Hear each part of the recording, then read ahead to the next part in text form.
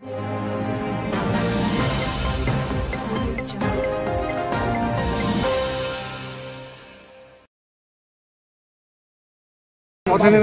বাঁধ রক্ষা করতে নেমেছে, বলুন যে ওই পলিটাকে পরিষ্কার করতে, পলিটা পরিষ্কার করতে। আমাদের প্রথম দাবি হচ্ছে পলি পরিষ্কার হয়নি। যেদিন থেকে বাঁধগুলো তৈরি হয়েছে তারপরে থেকে কোনো পলি পরিষ্কার হয়নি। রাজনীতি, নোংরা রাজনীতি।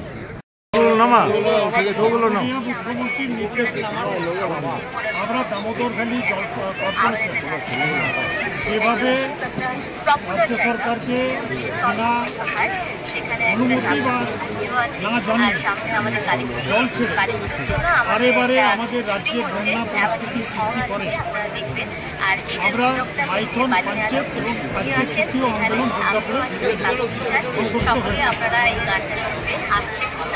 জেনে রাখুন যে দামোদর ভ্যালি কর্পোরেশন যে জল ছাড়ে সেটা রাজ্য সরকারকে জানিয়ে ছাড়ে না। এবং আমি আপনাকে, আমার কাছে ভিডিওটা আছে কিনা জানি না, ওখানকার পঞ্চায়েতের যিনি প্রতিনিধি তিনি মোবাইলটা দেখিয়ে আপনাদের এই কিছু টিভি চ্যানেলকে দেখাতে করেছিলেন যে যে জারি করছিলেন যে আমরা যখন জল ছাড়ি তখন আমরা এটাকে মেল করে দিই। তো জল ছাড়ার পরে মেল করলে সেই জলে যারা যে ক্যাচমেন্ট এরিয়া নদীর তার আশেপাশে যারা থাকবেন, যাদের প্লাবনের সম্ভাবনা আছেন, তো সেই জায়গার থেকে মানুষকে সরানো সম্ভব নয়। তো তারা ইচ্ছে করে জল ছাড়ে, ইচ্ছে করে প্লাবিত করে এবং ইচ্ছে করে মানুষ মারে, ইচ্ছে করে ফসল নষ্ট করে। আমরা বারে বারে একটাই কথা, এবং আজকেও দুর্গাপুরে আমরা যে ডেপুটেশন দিয়েছি আমাদের সেই ডেপুটেশনের মূল বক্তব্য আজকের আন্দোলনে আমাদের মনোজ ভূঁইয়া এই দপ্তরেরই মন্ত্রী, ইরিগেশন দপ্তরের, তিনি আজকে এখানে যোগদান করেছেন, তার জন্য আমরা খুব গর্বিত। আর আমরা জেলার দুজনে তো আছি, আমি এবং প্রদীপবাবু সকাল থেকেই এখানে আছেন এবং আমি প্রদীপকে ধন্যবাদ জানাই যে এই আন্দোলনটার জন্য তিনি আজকে অফিস ছেড়ে গতকালই দুর্গাপুরে তিনি ফেরত চলে এসেছেন। একটা জিনিস বলছি যে ড্রেজিং নিয়ে মুখ্যমন্ত্রী বারবার আবেদন করেছেন, দাবি করছেন, আবেদন করেছেন। যেমন ড্রেজিং দিয়ে আমাদের মাননীয় মুখ্যমন্ত্রী বারবার বলেছেন এবং ডিবিসি কর্তৃপক্ষ স্বীকার করেছে যে যেদিন থেকে ড্যাম তৈরি হয়েছে তারপরে আর কোনো ড্রেজিং নেই। এবং এখন যে ড্যামের ক্যাপাসিটি মাইথন বা পঞ্চায়েত তাতে 3 ভাগের 1 ভাগ বেড়েছে।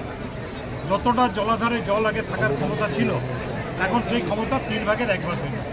অর্থাৎ সামান্য জল যদি বিহার উত্তরপ্রদেশে হয়, ডাউন স্ট্রিমে যখন ওয়েস্ট বেঙ্গলের দিকে আসে তখন সেই জল এই দুটো জলাধারকেই ছাপিয়ে গিয়েছে এবং ছাপিয়ে গিয়ে তারা জল ছাড়ছে এবং মানুষের মৃত্যু হচ্ছে, পশু গবাদি পশুর মৃত্যু হচ্ছে, প্রচুর ফসল নষ্ট হচ্ছে, চাষের জমি নষ্ট হচ্ছে এবং নদীর পাড় ভেঙে যাচ্ছে।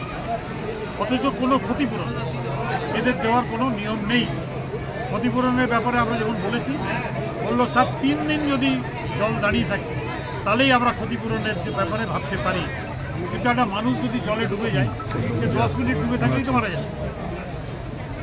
তাকে 3 দিন ডুবে থাকতে হবে, তবে তিনি ক্ষতিপূরণের অধিকারী হবেন। এই ধরনের দুর্যোগী আইন পরিবর্তন করার দরকার। বাড়িঘর ভেঙে যাবে, সঙ্গে সঙ্গে ভেঙে যাবে। সেই বাড়িটা যদি 3 দিন জল না থেকে দাঁড়িয়ে ওখানে, তাহলে সেই বাড়ি ভাঙার ক্ষতিপূরণ তারা পাবে না। একটা ফসল জল ঢুকে গেলে 15 মিনিটে নষ্ট হয়ে যায়।